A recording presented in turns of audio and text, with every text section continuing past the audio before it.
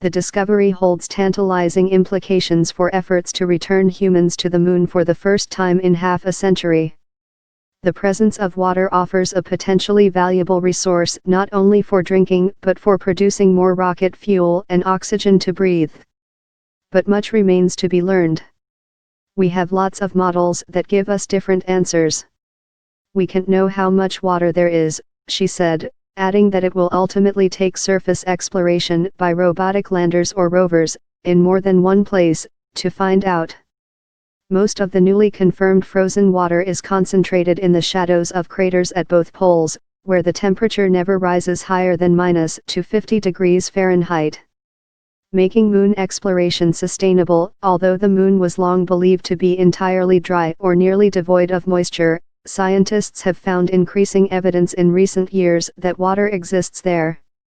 A NASA rocket sent crashing into a permanently shadowed lunar crater near the moon's south pole in 2009 kicked up a plume of material from beneath the surface that included water. A study published the following year in the Proceedings of the National Academy of Sciences concluded that water is likely widespread within the moon's rocky interior, in concentrations ranging from 64 parts per billion to 5 parts per million. So we want tugs that go from Earth orbit to lunar orbit to be reusable. We want a space station around the moon to be there for a very long period of time, and we want landers that go back and forth between the space station around the moon and the surface of the moon, Bridenstine said.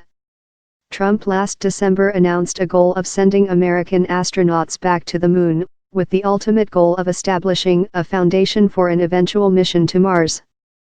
The Trump administration's $19.9 billion budget proposal for NASA for the fiscal year beginning October 1 includes $10.5 billion for human space exploration.